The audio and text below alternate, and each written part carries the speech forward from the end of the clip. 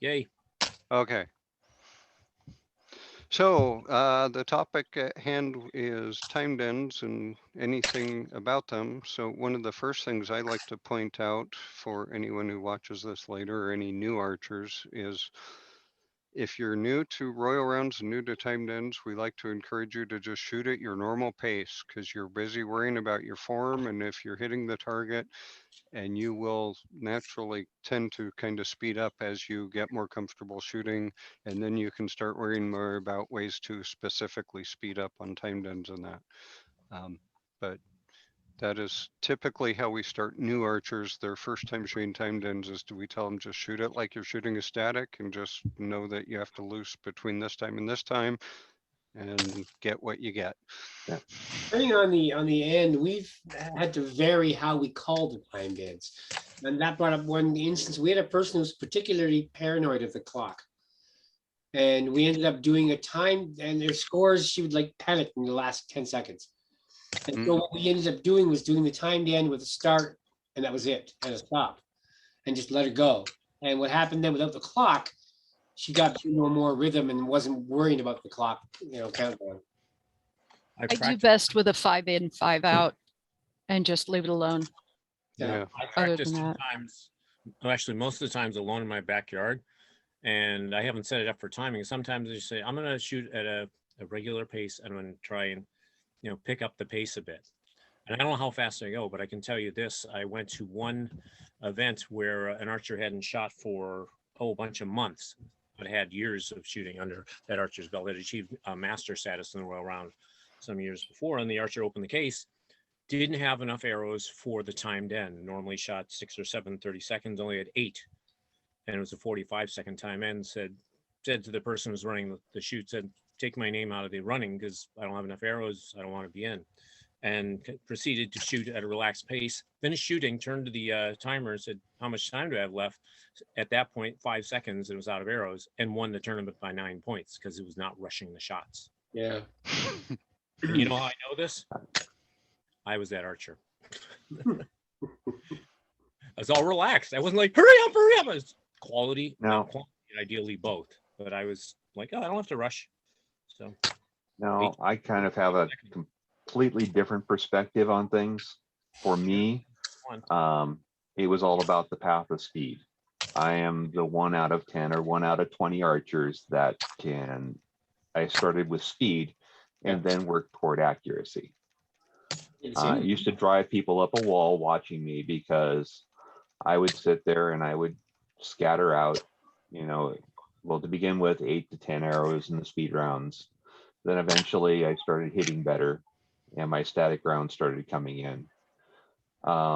Eventually I started shooting 12, 13, 14 arrows in a speed round, and I'm putting them all red or better. I've put out several speed rounds over 50 points.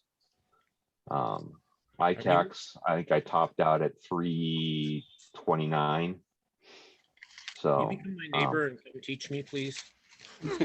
Don't put them on the recording. Okay, thank you.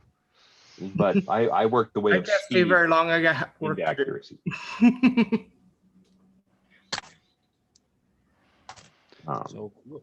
So for me with crossbow, what I found was it was accuracy, and then the speed just kind of naturally came.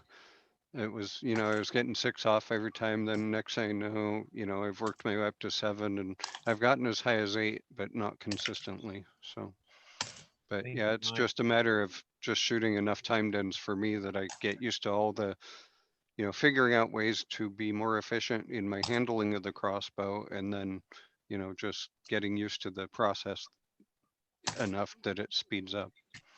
I'll be the one to bring up the most controversial and famous archer as far as speed, because I don't know anybody's faster than, what's his name? Lars Anderson. I would love to hear how he's so fast. And people criticize him because he uses supposedly a low poundage bow and shoots at 5 yards or less. And in both cases, I'm like, so if I could load half that fast, I would be thrilled, not just happy camper. My only comment with those videos is he never shows what he's hitting. He shows the arrows being loose, but not the target. Well, they do show the really big targets, you know, Yeah. that he hits, and people criticize him for that too. But I'm thinking he's bringing more people into the sport. He's getting more people talking about it. Yep. You know, I'm told that he uses top knocks that are unusually big, so it's a fail safe for loading. Right. And I don't have a problem with the guy because he's humble.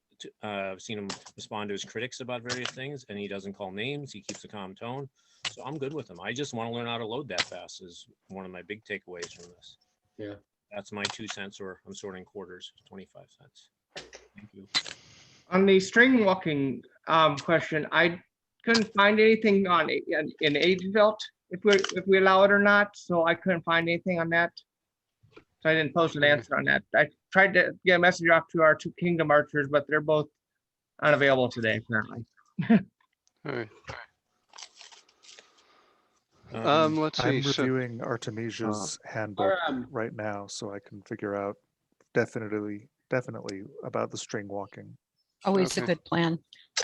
Well, one of the things we found with time dance that really helps is we give a briefing beforehand, especially for new people. We get people who don't understand the timing, the calling. And Yes. we actually have other people who prefer it done a specific way. And so we try to accommodate as many as possible. What I've been doing recently is instead of using a stopwatch, I now use an MP3 on a portable boombox. And that way I can actually shoot a royal rounds by myself, like with nobody else timing it. Hit the button, gives me a countdown, and then I can start with the box actually counting. Yeah, Then it's Yeah, we've consistent taken every that. time. we've taken to asking people because there's the loud and silent, or the Eastern and Western Yes. time dens, which, you know, on tier traditionally counted every 5 seconds, Yeah. is my understanding. Again, I'm newer to the kingdom than a lot of you. But then we had some people relocate that said, well, our kingdom only does the count in and count out. And so a lot of us have tried that and gone, oh, I like that better. Yeah. So on tier's book of target rules actually now specify that you are required a 5-second count in and a 5-second count out. And from there, it's up to the archer and the person running the timed in. I personally prefer 10 seconds every 10. I personally prefer somebody standing right at my ear and screaming, "Hurry, hurry, hurry!" Makes me real relaxed. Yeah, that's always fun. Oh, you do the timed in and you're doing great until you get to that last one, 5 seconds to go, and I put the bolt on and I flip it, it drops. You get all that last one, you're like, crap. David Dedoc, for those who might know him, was doing a timed end for him, and he jokingly walks up. I said, "You want Eastern or Western?" And he says, "Midwestern." I was like, "Okay, you asked for it." And so he I count in, he starts, and I'm like, do 15. He's like, "What? Oh." Said, "You said Midwestern, that would be count in the middle, 15. There you go." Inter-kingdom anthropology, yeah. Oh. When I So- shot out east, it was all different. They did everything different, yeah. We had Yeah. one archer, Alistair, hasn't played for a while now, but he used to be able to get off more than most of us could, but his accuracy wasn't there at the time. He was no slouch, and we would say, I wouldn't want to be downrange, but the term that often came up was spray and pray, meaning somebody Yeah. can whack loads downrange and they're all scaring the bullseye but not getting in. It's like I'm like, as long as you're being safe and you're having fun, I'm good with it. And that's fascinating that I forget who it was getting speed first and accuracy. That's a Yeah. new one on me, and I'm fine with that too, as long as you're safe and having fun. I did the same thing. I started with shooting 10 to 11 arrows with a longbow and getting maybe 1-2 points each. And then slowing down and getting more accurate with it. And it was a growth, because in the beginning, anybody can go fast. I had a growth right there. I know on speed rounds,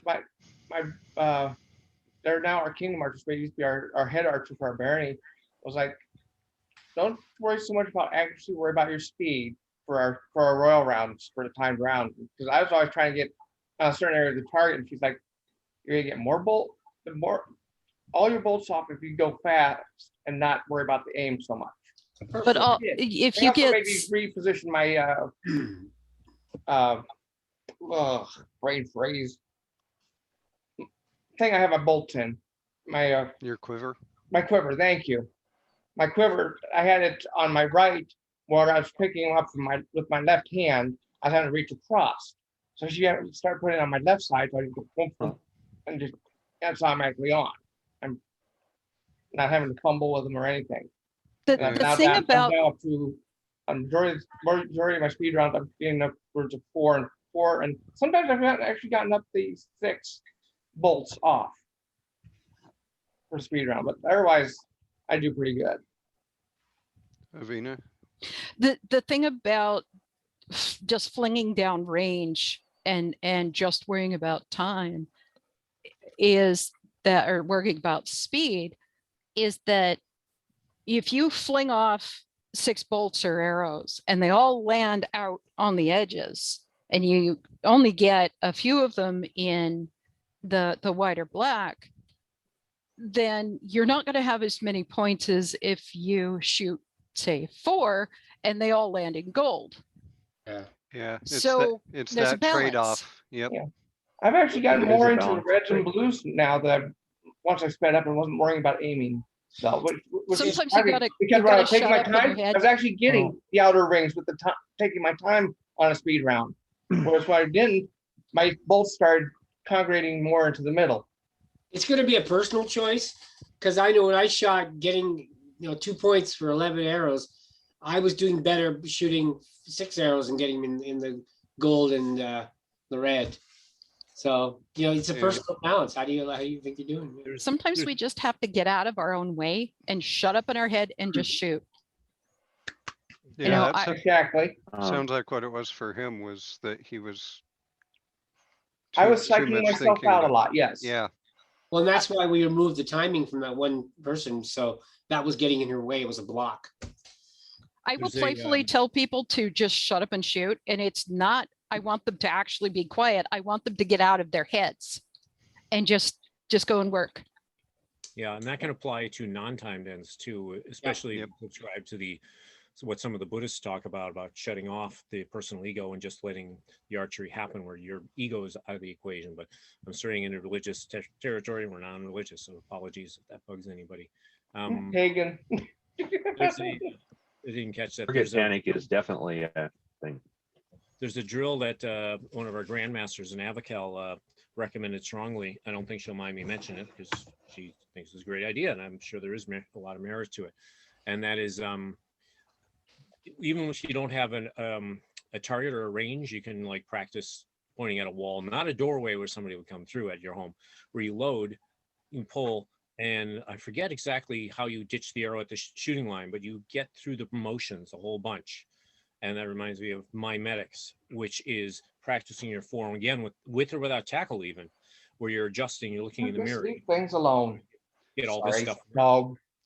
Yeah. So Timothy, when I was shooting handbow before I switched to crossbow, one of the things I started doing as I improved is I would go out in the yard. I would have my quiver full of arrows, and as fast as I can, it was load, knock, draw, let loose, push the knock off so the arrow would fall to the ground, and just let go down. through that motion over and over just to try and get more comfortable with it so I could go faster. One thing I did later on. Let it go when you're at the 20-yard line. That's a habit I hope you won't get in. What I used to do is I had a target they don't make anymore called a pro mat. I used to shoot at 5 yards for strength, and I could practice timed ends as long as the occasional would skid along the floor and come back at my feet. But it was great for just working on form and speed, because I was more worried about hitting knocks, so I would do lines or smiley faces or stuff at time, so I could get my speed up, and then I could go to the range and work on since I got the speed going, ideally go to the range and work on my aim after that. Yeah. One of the things I did with the longbow, which really gave me extra seconds, was I would line up my arrows, depending on the range, of course. Concrete floors don't work. Sticking my arrows in the ground with my cock feathers oriented properly, and having like 9 or 10 arrows, and I would get off way better because there was no looking for the direction. It was just pick it up, put it on, let it go. I have something to add to that. I don't know if this shows on the video, that little bump right here. Oh, you put an index on your self knocks. Yeah.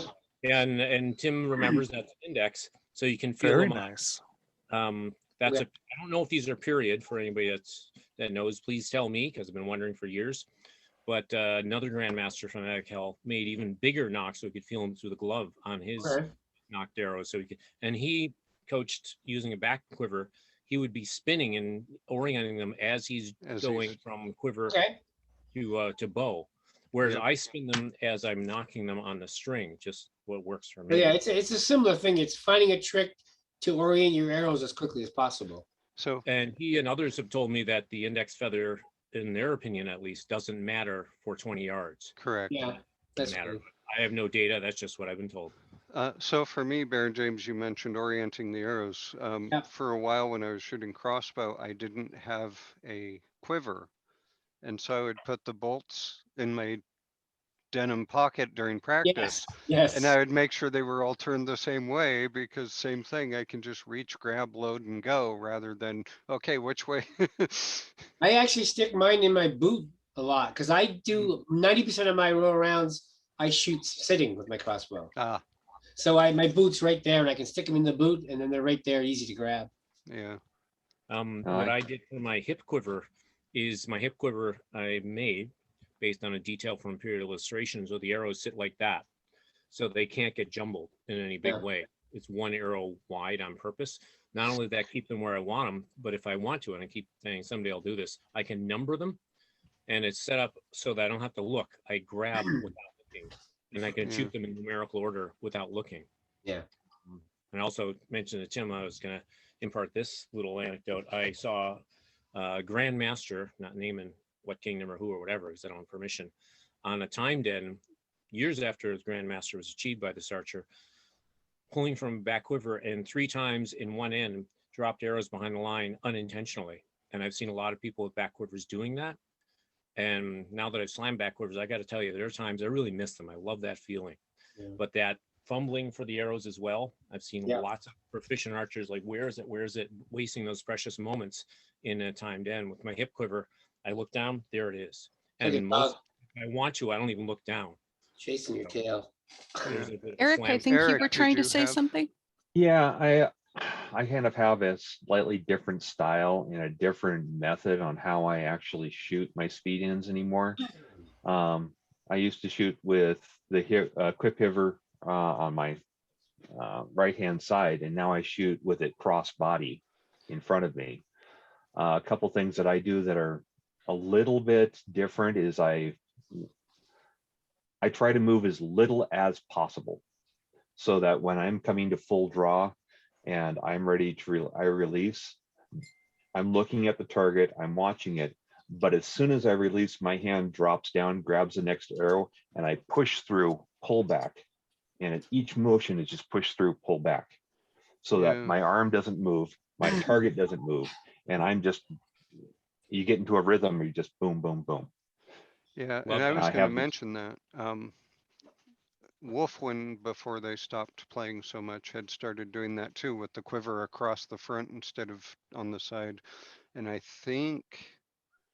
want to say it was Eilish who recommended that to her. So I know Wolfen a little. Very cool. Glad she came up. Great lady. I so, tried yeah, shooting. I tried shooting from an arrow bag. we may have lost Eric. Oh, He's there. Oh, he's frozen. I'm here. Oh, there we go. Oh, I'm frozen. Sorry You about were that. you were for a moment, but you're back. Yeah, So you're kind of back. These arrows have Tricks I do like that speed up. No. these arrows have all the same color. So it took away my need to look for that different color. Yeah. Big I part of ended what up using.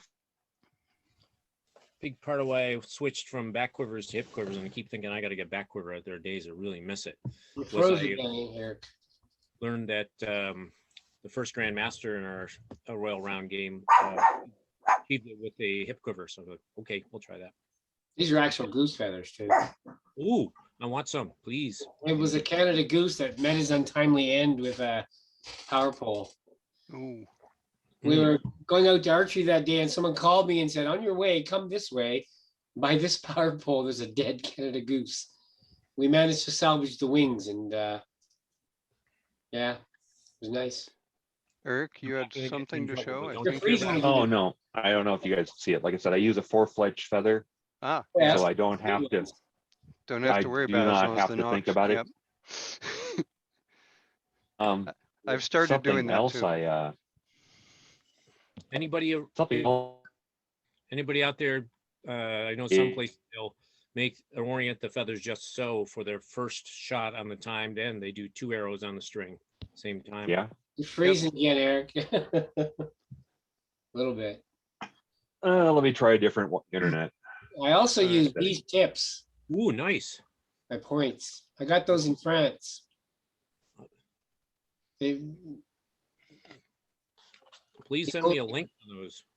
I got them when I was there. Well, I happened to go to the 600th anniversary of Agincourt.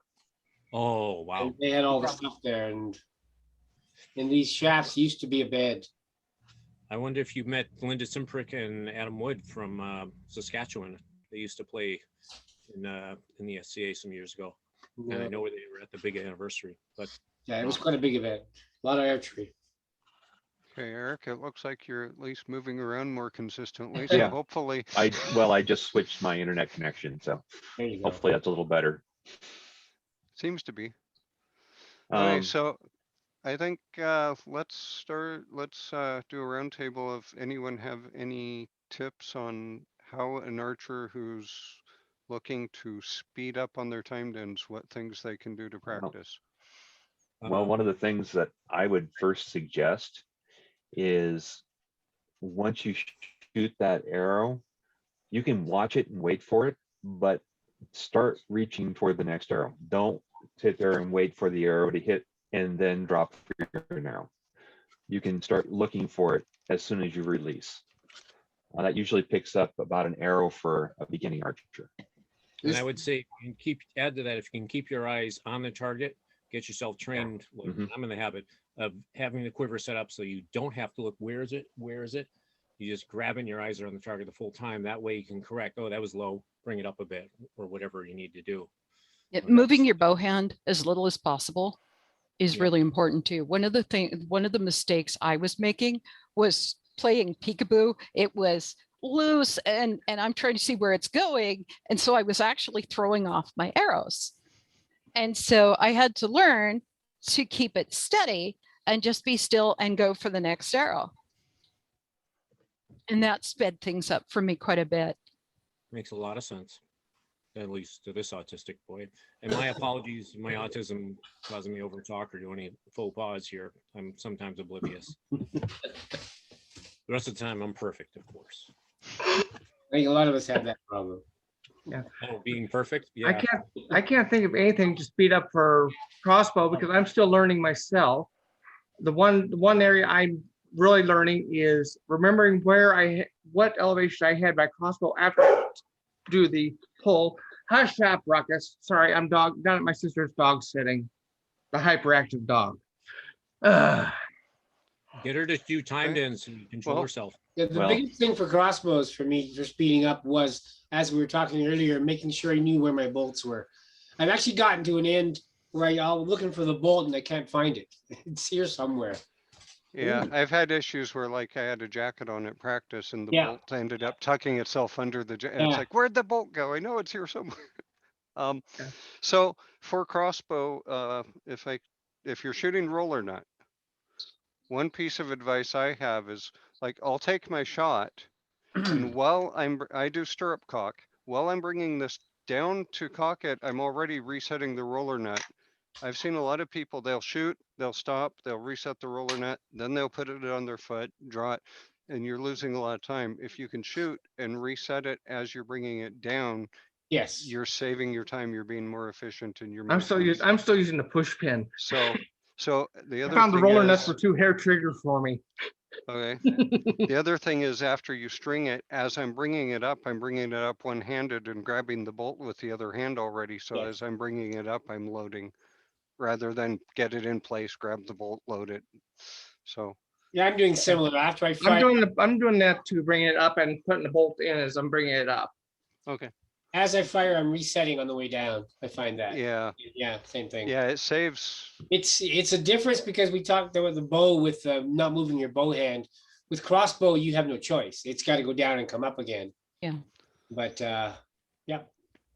I have a question. It's for the funny crossbow if you, shooters, Oh. because though I've done plenty of handbow timed ends, I've never done a crossbow timed end. It just popped into my head. I know modern crossbows sometimes have the quiver where the bolts, are right close. Are there any period examples? And I'm wondering if there's advantages to having your arrow somewhere, right connected to the stock for loading.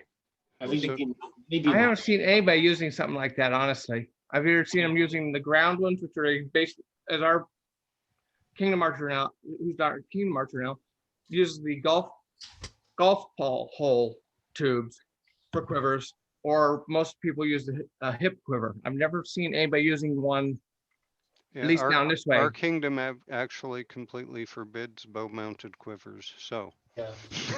So the way I do things is really weird compared to everything, everybody else. I recognize this. I body cock and I have a clap lock.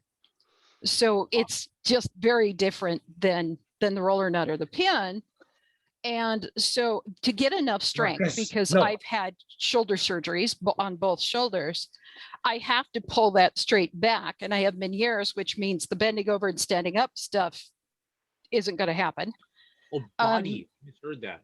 Yeah, I have a pad on and I wear it up kind of around my chest. So I'm pulling more straight, so it's more of a row, and I have more strength that way. That becomes an accommodation because women don't have as much upper body strength in general. But that also puts my quiver way up high. So my quiver is like just right there. So it's not moving very far. And I only keep the amount of bolts I can shoot in the quiver. So I'm counting as I'm touching them. So I don't have to look for them. Yeah. And that helps a lot too. The one I'm using right now is actually a modern arrow quiver. It's one of those wide cloth ones with the tubes in it. I've got two in each, but the way I made it so the bolts will work in it is I stuff the ends of the tubes with newspaper. So the bolts will stay up. So I know I've got two, and two for my 6 rounds. Yeah. Canute, did It's I nice hear? and easy for me, which is why I'm kind of hesitant to make one of the leather round quivers. I'm tempted to actually make one like this one that I'm using, so I can keep up with that type of routine. We used to encourage the handbow archers to have, I forget if it was 2 or 3 spares in case they get that extra one off. That's one. In case they fumble and drop one on the line, Ruckus! they can just, Sorry. no problem. Just the quiver. I follow that with my handbows, but so Tim said that you guys don't allow bow quivers. Does that mean stock quivers, like something, say back here, is also included in that? Correct. So yeah. Correct. Okay, so I'm gonna have to ask around here. I don't know what the deal is there. I don't know if there's an advantage that appeals to me or not. I'm just curious. This is a lighter crossbow I have. I can do this one on the body as well, and that does save time. Until that one time when you miss the pad, And hurt. it hurts like hell. Get a bigger pad, I would say, much bigger. But I have rammed myself in the ribs. more Yeah. times. yeah. It changes how you do it. well, No hurting yourself, please. We like the unhurt version of you But best. I find that I'm in a tendency when I'm doing a regular end to remove all the bolts or arrows and just have the 6. Because there's many times did I shoot 5 or did I shoot 6? Yes. Do you feel lucky, Punk? yeah. But then with the speed round, I put them all back in. So I have them all there too. Yeah, I've seen a few archers empty their quivers with time to spare, and they're not happy campers. Like, I could have gotten another one off. Yeah. Why- I've been there. Yep. I walk out on the field with like this. Yeah. I usually Lots carry enough. Is not 18 to gonna 20 fail. arrows in my quiver. So Lots Wow. of things on a projectile can fail in the middle of a timed end. That's my thinking. That's why I want to have more than I normally do.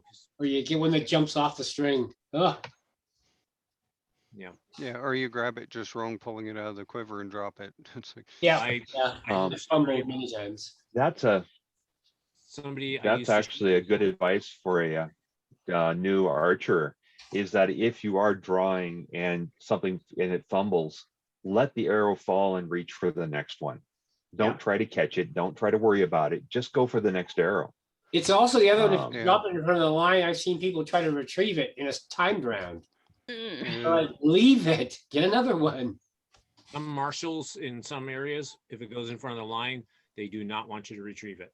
Nope. My student, No. my sister and my roommate, and I tell her, even though it's just both of us, she asks, is it okay if I get it when she drops it? Because she shoots Well, just once in a blue moon. you're not allowed to go in front of the line, but if you can use your bow, you can retrieve it. Yeah, I've even seen in Avocal them say, no, don't even use your bow. Wow. Once it's in front, they've said, no, you don't touch it.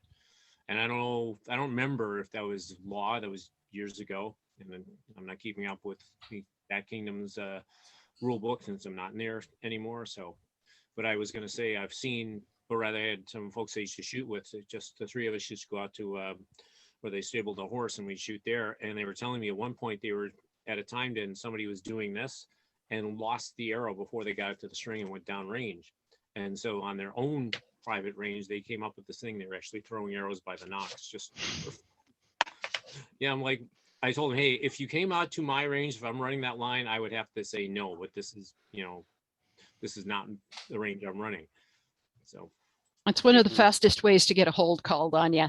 Is just Yeah. absentmindedly reaching down and grabbing that arrow and putting your head over the line. Yeah, you gotta watch that. yeah, there's also a bit of difference. I'm really glad you mentioned the word hold because at one point the whole discussion happened in Avocal when I was living there. At the end of the time den, what is the word for terminating the time in that the marshal? Cease. We use stop. Yeah, Yeah. stop is fine. We generally use cease. I have a strong preference for stop because if a marshal yells hold or just says it and the next lane is not doing a time, they might think there's a hold on. Yeah. But I found that varies where you are, what the term is, stop, cease, whatever. There we come up with a bunch. Hold don't- is only ever used for Emergency. emergency. It's the safety word. In Avocal for a while, it was hold when I lived there. Well, They said in a hold. non-tier, it was prior to when we started shooting, and so there were a lot of older archers who were still using it because that's what they learned. Yep. Yeah. Normally, I never saw it make an archer in the next lane freeze, but I think it's a bad idea because sooner or later it's going to make I somebody have. think there's a hold on. We And have, so when I teach marshals and when I teach new archers, I make it extremely clear that the word hold is only for something has gone wrong. I heartily endorse that stance, but not everybody is of that view.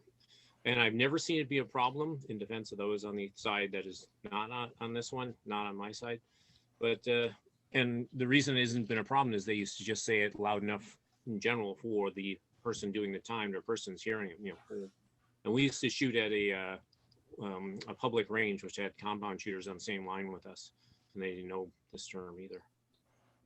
we've had to educate a few fighters who, when you call hold on the range and they're at full draw and they just stand there. Yeah. No. Let it off. Let it off. Yeah, they do. They hold it because they're trained to stop what you're doing. Yeah. Stop right here and let's see what's wrong. Yes.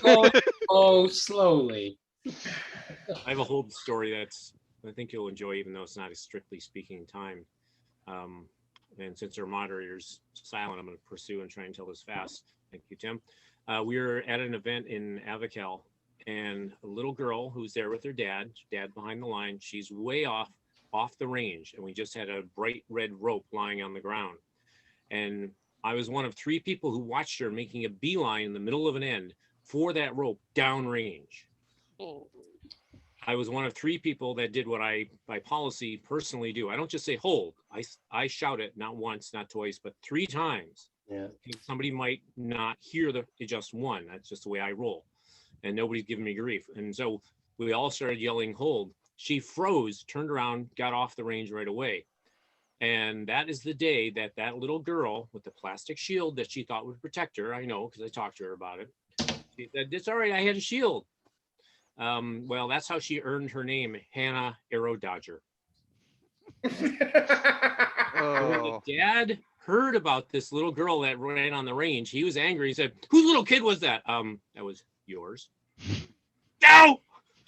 He's like, "Hannah, come here." Yeah, No. Hannah Arrow Dodger. That became legend. I don't know why he doesn't play anymore. It's not that, I hope.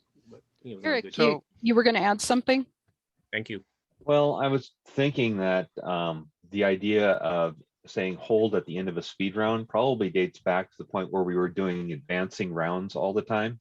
And so that everybody on the round or on the end was shooting a speed round at the same time.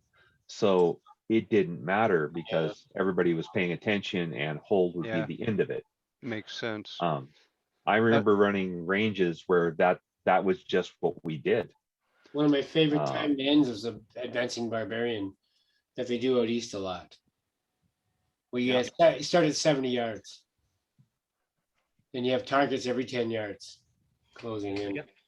Yeah, Don't to forget the Eric's source. point, I was going to say, I've been on some ranges where the marshals run the timed end separate from letting the other people shoot the static end. So I can see where Yeah, I see it's that. less of an issue in that situation than it might be with a Well, static shooter right next to you. I know that there are some archers I used to shoot with that because I'm more of a speed shooter and my static ends seemed like other people's speed ends, it throws them off because I'm shooting so quickly. I mean, I will get off my 6 arrows on a static, but I'm going slow for me. 30 seconds, I'm done. Yeah. Well, And it that's- throws people off. I used to throw Andrus Trumark off this way. I would stand next to him and I would shoot with him and it would throw him off. Of course, my speed rounds threw him off as well because he would try to keep up with me shooting speed and he would lose his accuracy. We stand next to any new archer with a crossbow and that throws them off. The first shot goes off. They jump. They're like, what the hell was that? Yeah. Okay, admittedly, because I used to be a sound engineer, so my hearing is significantly better than most people, even with some of the loss. I jump and I have an incredible startle reflex. So he does not shoot standing behind me. We don't do that. No, and whenever I take the line and there's already an archer there, I try to warn them, there's going to be noise behind you. Yep. Well, I have sound sensitivity, so I have a developmental thing. We haven't had the money and the time to fix it all. But yeah, sound, that's a whole nother discussion. I could tell you lots of stories. We have a small country airport less than a mile that way, less than a mile from my shooting line. And the planes come down so low, I quite matter of factly, no hyperbole here, could shoot the planes easily. And to really drive that home, my friend was doing landings and takeoffs, touch and goes practice. And he came over and waved out the window, "Hi, Tim." And then came over again and said, "I would have waved that time, but I could see you're at full draw." Yes. We tend to push the ICAC, so separating out the timed and the non-timed really isn't feasible for the most part. Gentlemen, I need to bow out. It's been lovely to meet you and talk with some of you, and I will see you another time. Great to meet you. Thank you for your Meet contribution. you too. Sorry I was joined so late. I've got to also bow out. Because I'm dog and house sitting, I've got at least 2 more cars to wash and water plants out front in the heat. It's currently 102 here in Phoenix. Remember to water yourself too. Yes. Water yourself, too. 102 in Phoenix. That's a lovely spring. I was there once in August Boom! and it never got down as far as 102. Oh, Didn't even get close to 102. wow. I think there's a reason I don't live that far south. I know it's getting 80 I degrees only out lived here. here and because mom's that's parents enough. lived here when we moved here and I was a kid. I was there in 102 and the people 103 were making so much noise we didn't get any sleep that night. Okay, so let's bring it back around to timed ends. Canute Talk to you guys being, later. okay, thanks for joining. Bye. Canute, since you're the one with, it sounds like the least experience, did you have any questions specific for those of us who are more experienced that maybe we have some insights? Or maybe we don't. Just hearing you guys talking about different techniques of shaving a second here or there while still not rushing so quickly that you lose accuracy. Still trying to balance the speed and the accuracy and not just dumping a ton of arrows downrange if you're not practiced at doing it that quickly. You know, 4 well-placed arrows are going to score better than 8 arrows where 4 of them completely miss. Yep. I used the speed in the beginning because it allowed me to practice the release, because you were going pretty fast and it was a pretty smooth release after a while. And then I just sort of slowed that down and got into the going for accuracy. For me, it's transition. One thing for crossbow I've noticed is if I get going too fast, like when I'm getting 8 bolts off, Yeah. every once in a while I start cheating for that next bolt. So it's like shoot drop, like Avina had mentioned with handbow, having to remind herself to keep the bow up there till the arrows cleared the bow. Same thing with crossbow. You drop it too soon, you're dropping the back end of the bolt and you're changing the flight. And I wait for the thunk before I drop. I have one thing a friend just and I were talking about that I think applies for loading, because that can be a fumble thing. He said, there's a turn of phrase I really have fallen in love with in the last couple of weeks. Some people say about practicing like loading drills or any kind of shooting drills. Don't do it until you get it right. Do it until you cannot get it wrong. So for Right. releases, Yeah. say get close enough that you're not in danger for bounce backs, but so that you're point blank, and just practice loading and practice loose. Let load and loose. Get that done so much you're just is ingrained in it, becomes muscle memory. You do it until you're sick of doing it, but I cannot do this the wrong way now because I've done it so much, and you're not worried about groupings. You go back, and then now you've got the load and the loose or whatever else you want to practice, then you can work on aim. That's just one line of thinking. But I've actually practiced my draw and all that stuff and loosing at 10-yard range, at 10 yards. One thing is there's less hunting for arrows when you're in the beginning. Yeah. It's right there. Most of them are going to go right there, and you actually get a sense of accomplishment. Oh yeah. And then I move back as I get better, and I encourage people to do the same thing. And at my home, I can't practice in the backyard, so from one corner of my garage to the far corner is right at 10 yards. So that's perfect.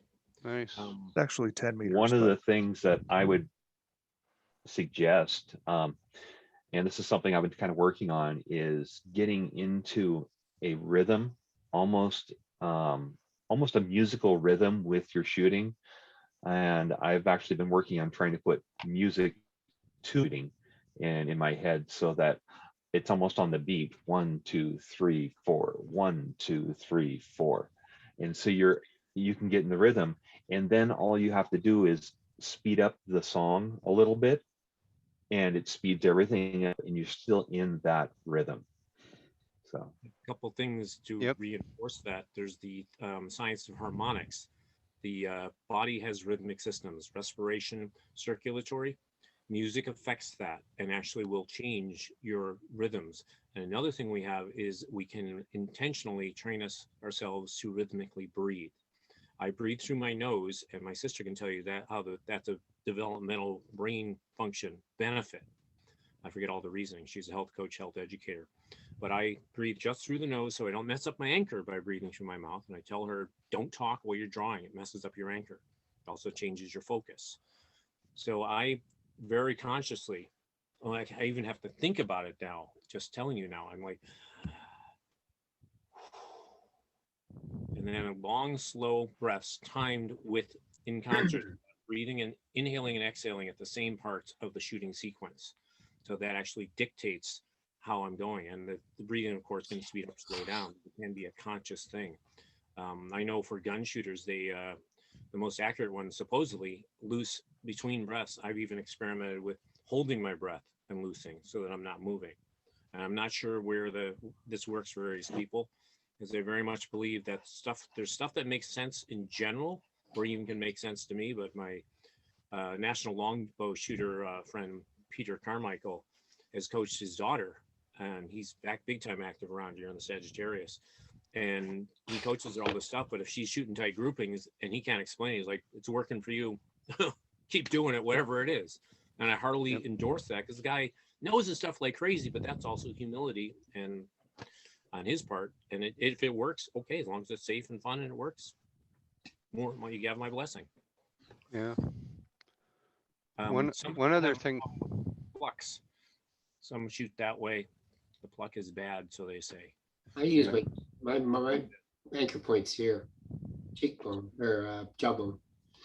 I know someone who used to use corner of mouth, and now he's switched Yeah. specifically to the eye tooth, because then whether you're smiling or not, you're touching your eye tooth, so your anchor point doesn't move. I got a little bump on my jawbone. I use that. Yeah. And what I've also heard makes sense to me. I have no data, but a nice horizontal 3 fingers here looses all at once rather than something or down or up, and it's not quite so smooth because coming off at an Well, angle. that's all arm placement. Yep. Well, exactly. Yeah. If you're pulling back straight every time. One of the things I do for something like that as well, especially in timed rounds, we get out the video camera and we video ourselves doing the rounds, and then later on we go home and play them back in slow motion. And you can watch all the flaws. Now with phones, I've seen that done right on the line. Okay, what did you do that shot? I use an iPad on a tripod. But, Yeah, yeah, it's a what I great also idea. like is what you did right, remember. Keep the focus Yes. positive. You do something wrong, forget it unless it's instructive. And I've seen people say, oh, I just did like a bad loose. Well, guess what you're focusing on? And you're more likely to do that because you're thinking, oh, I did a bad. Don't think I don't want to do a bad loose. I don't think I'm going to do a loose really well. And this is exactly how. Yeah. And that to me makes a lot more sense. Which focus plays into one of the on things. doing it right. And that's why when people do stuff wrong, I'm like, okay, do it right this way. You know, make sure you do this is a better way to coach than you just did this wrong. No, do That's this what we right. use. Right, Yeah. right. Oh, cool. Nice iPad tripod and set it up, videotape it, and then it's got the slow motion app as well. Because we see so many things in slow motion you don't see like in live action. Yeah. I believe you, but I want to learn. What do you see? I'm curious now. Oh, dude, we see fluctuations in the arrow when you release it. You can actually see coming off the bow, because when you go frame by frame, you can see the arrow. You can see it flick sometimes. You Yeah. can see that little thing that you cannot see with full speed. Okay, besides the paradox, what else do you see? Because I've seen slow-mo. Body, you can see the body move. You can see an elbow move. You know, that's subtle. Things that are very subtle. We were doing that, and we were finding we had one person who could not get right. Something was going wrong. Even with the slow motion, it took us a long time to spot what was going wrong. I can't remember what it was. Something with what she was doing with her fingers. And because she had a glove on, we couldn't see it really. But then slow motion, we zoomed in on it, and we could finally see that you're twitching something. And it's just, that's with people who are at the higher end. Probably starting with a loose grip and then instinctively just trying to tighten the grip as the weight let go of the and you string. can't see that. And like that hand getting tight, you can just see the fingers twitch a little bit. So, but it also helps with people who've never done it before to watch themselves in slow motion. And we encourage people to get critique from people. It's all in, it's all in growth. And yeah, I was just coaching my sister because she was oblivious to the fact that her anchor was changing shot to shot. Yep. And like, forget about everything else. All I want you to do right now is do your anchor right. That's so important. We have done the thing where you have someone stand behind you and coach as well. Yeah, well, they'll come to you and say, I don't know what's going on.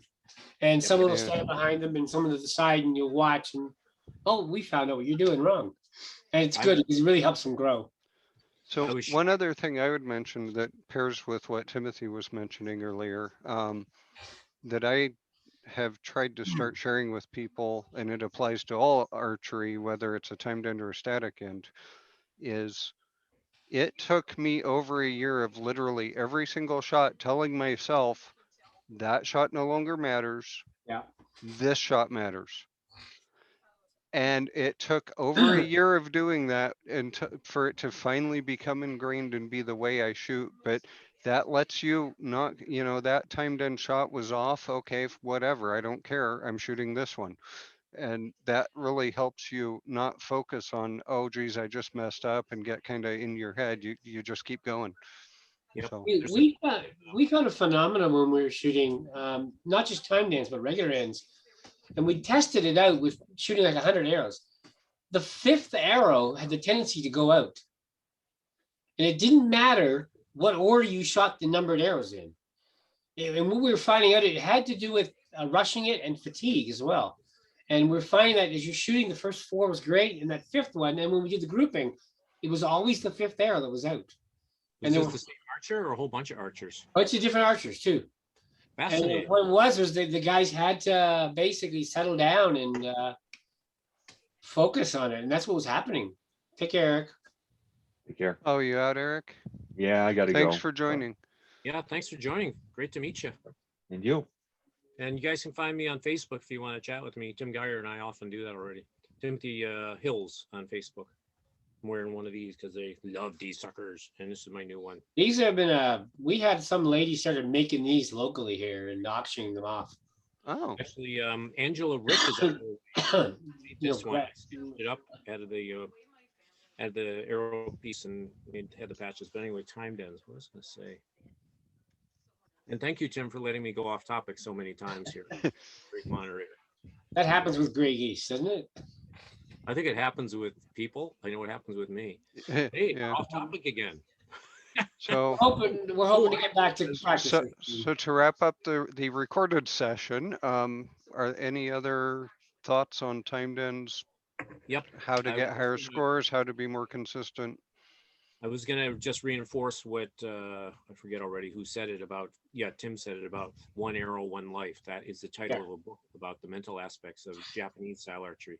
Goes on at great length about the idea that you only shoot that arrow once. So commit to it totally, and don't give yourself grief about the last one, and don't think about the next one either. Yeah. Be present. You're knocking.